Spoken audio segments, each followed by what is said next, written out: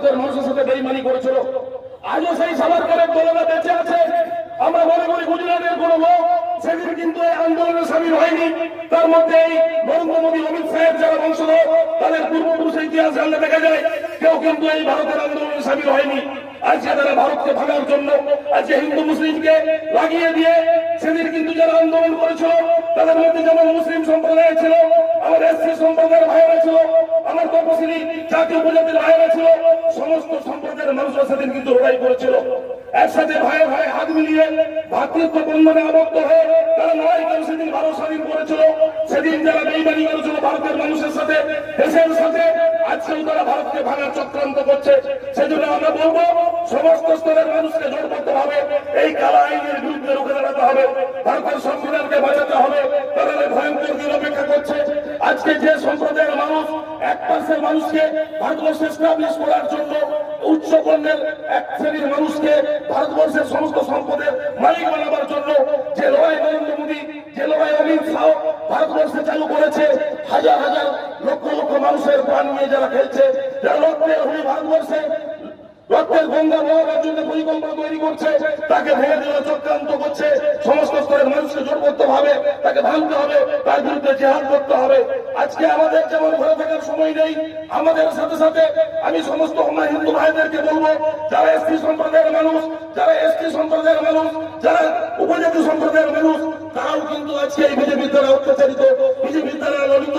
আজকে আমরা মণিপুরে কি দেখেছিলাম, 2-3জন মহিলাকে, নিম্ন বর্ণের মহিলাকে উলম্ব করে রাস্তায় রাস্তায় হারিয়েছিল এই বিজেপির সরকার। এরা নিম্ন বর্ণের মানুষের উপরে এরা যে খপ্পরদারি করতে চাচ্ছে, এরা চাচ্ছে এর শর্ত একটাই, এরা ভারতবর্ষের 1% মানুষের উপরে কর্তৃত্ব করবে, সমস্ত স্তরের মানুষকে তারা দ্বারা বাড়াবে। এরা যখন মুসলিমকে 2য় শ্রেণীর নাগরিক বানাতে চায়, অন্যান্য সম্প্রদায়ের মানুষকে এরা কৃতদাস বানাতে চায়। সেই জন্য সময় থাকতে সমস্ত স্তরের মানুষকে সাবধান হওয়ার জন্য আমরা আহ্বান জানাবো, যাতে করে আগামী দিন এই কালা আইন যেমন আমরা তার বিরুদ্ধে রুখে দাঁড়াবো, আমরা ওয়াকফ সম্পত্তি, আমরা মুসলিমদের ট্রাস্ট যেমন ফিরিয়ে আনবো, সেই সাথে ভারতবর্ষ থেকে ওই সমস্ত উচ্ছৃঙ্খল উপজাতিকে আমরা ভারতবর্ষ যদি বিদায় করতে না পারি, আগামী দিনে এই ভারতবর্ষ ভয়ঙ্কর কিছু দুর্ঘটনা ঘটতে চলেছে, তার শুধু সময়ের অপেক্ষা। আমরা মনে করি এই আজকের এই সভা থেকে প্রতিটি মুসলিম ভাইদেরকে, প্রতিটি এসসি উপজাতি ভাইদেরকে দাঁড়িয়ে শপথ নিতে হবে, আগামী দিন এই যাত্রা দিল্লি পর্যন্ত গড়িয়ে যাক।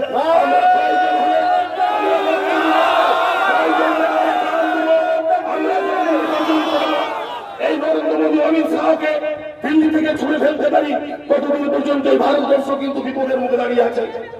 আজকে কেউ হয়তো ভাবছেন যে মুসলিমরা বিপদে, কেউ ভাবছেন যে বোধহয় খ্রিস্টানরা বিপদে।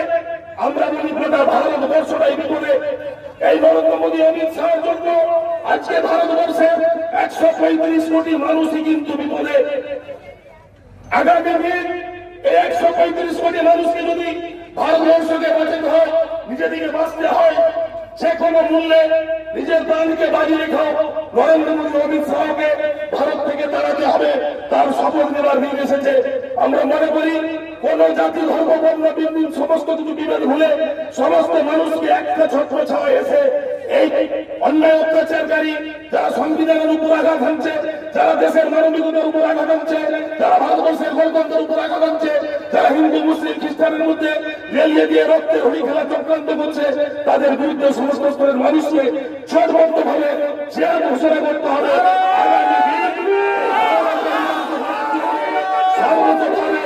হিন্দু, মুসলিম, খ্রিস্টান, বৌদ্ধ আমরা যেভাবে বছরের পর বছর, যুগের পর যুগ পরম্পরা ভাতৃত্ব বন্ধনে আবদ্ধ ছিলাম, একজনের পূজা হলে অন্য ধর্মের মানুষেরা তাদেরকে সহযোগিতা করত, আরেকজনের ঈদ উৎসব পালন হলে অন্য সম্প্রদায়ের মানুষরা যেমন তাদেরকে সহযোগিতা করত, সেই ভাতৃত্বের মাঝখানে যারা আজকে বেড়া দিয়ে আমাদের মধ্যে লড়াই লাগাতে চায়, তাদেরকে চিহ্নিত করুন, তাদেরকে খুঁজে বার করুন, তাদের বিরুদ্ধে সর্বস্তরের মানুষ জোটবদ্ধভাবে ঐক্যের মধ্য দিয়ে লড়াই আগিয়ে চলুন।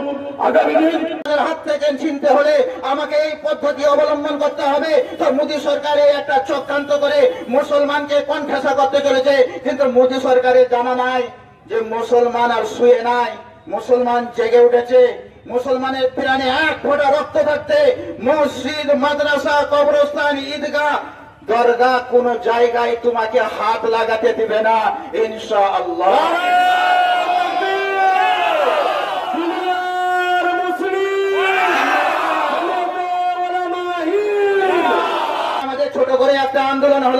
আগামীতে আমাদের কলকাতায় আন্দোলন হবে, দরকার হলে আমরা দিল্লি পর্যন্ত আন্দোলনের জন্য প্রস্তুত আছি ইনশাআল্লাহ।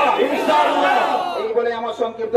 আমি সরকারকে আমরা বলতে চাই যে মুসলমান সম্প্রদায়ের মানুষের শুধু অসুবিধা নয়, বরঞ্চ অনেক সম্প্রদায়ের মানুষ, তোমরা আমাদের কোরআনে হাত দিয়েছো, হাদিসে হাত দিয়েছো, আমাদের জাতিতে হাত দিয়েছো, অতএব আমাদের শরীরে এক ফোঁটা রক্ত থাকতে থাকতেও এই দাবি কখনো আমরা মানতে পারি না। স্বাধীনতার সময় রক্ত দিতে হয়েছে, যেমন ভাবে অর্থ দিতে হয়েছে, যদি বর্তমান সমাজে অকপকে বাঁচানোর জন্য, মাদ্রাসাকে বাঁচানোর জন্য, মসজিদকে বাকি রাখার জন্য, আমাদের দরগাকে বাকি রাখার জন্য, মাজারকে বাকি রাখার জন্য যদি আমাদেরকে রক্ত দিতে হয়, জান দিতে হয়, আমরা প্রত্যেকে এক কথায় প্রস্তুত দেব। নাই থাকবে প্রত্যেককেই বলবো 10 তারিখে যা হবে, 10 এপ্রিল রামলীলা ময়দান, আমরা এখানে কেউ ঘরে বসে থাকবো না, শুধুমাত্র